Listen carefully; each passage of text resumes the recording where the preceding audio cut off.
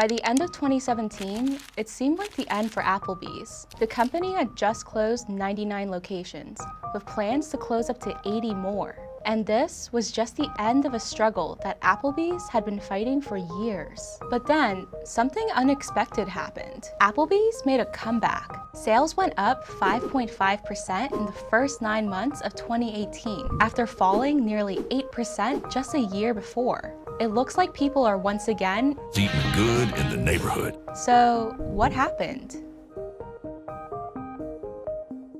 Bill and TJ Palmer opened the first Applebee's in 1980. 3 years later, they sold the restaurant concept to W.R. Grayson Company, and it quickly blew up. By 1994, there were more than 500 Applebee's locations across the US. And just 4 years later, in 1998, the company opened its 1,000th restaurant, rivaling competitor store locations like IHOP with 800 and Denny's with more than 1,000 stores nationwide.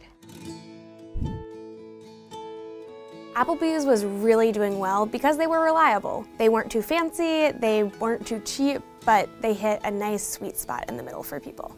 Dishes like Applebee's boneless buffalo wings became a fan favorite, and promotions like half-priced appetizers made Applebee's a popular spot for customers looking for a good deal. But then, at the end of 2007, the recession happened, and people stopped eating out as much. We are in a recession. The longest recession since World War II. But the question now, when will it end?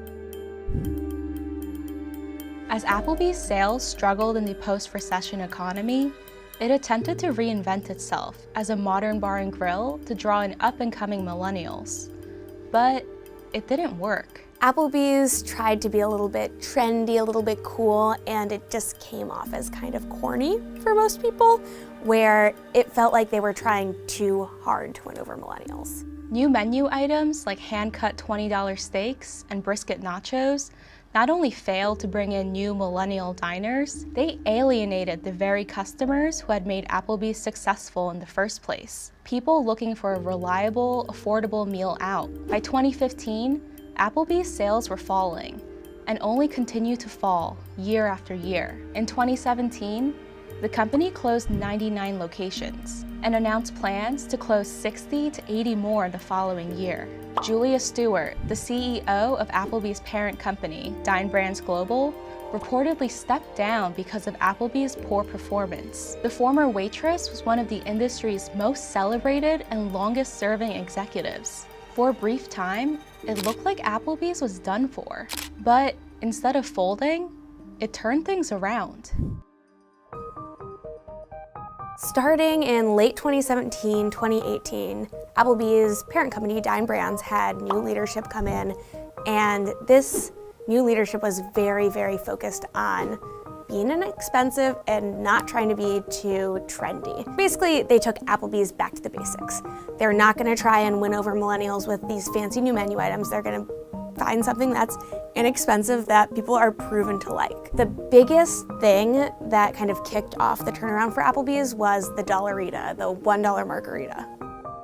After the success of the Dollarita, Applebee's quickly launched its neighborhood drink program, releasing a new $1 to $3 drink every month. And that move has paid off. Alcohol now accounts for 15% of Applebee's business. We've sold more than 55 million neighborhood drinks at Applebee's since we launched this program in October of 2017. And although overall revenue hasn't quite caught up, the company is going pretty strong. 2018 was the best year that Applebee's had in the past 25 years. We're very proud of that. When I think about Applebee's, we are in many respects America's kitchen table. We've got 1,700 locations, and we very much believe eating good in the neighborhood embodies who we are, and America resonates or connects with our brand. But will Applebee's be able to keep up the momentum? Applebee's has lost momentum a little bit so far in 2019. It's hard because they had such a good year last year. It's hard to keep that going. Millennials, they figured it out. They want, honestly, the same thing every generation wants. Good prices, cheap drinks. They need to kind of figure out if there's anything different that they need to do for Gen Z. What do you think of the new Applebee's? Let us know in the comments below.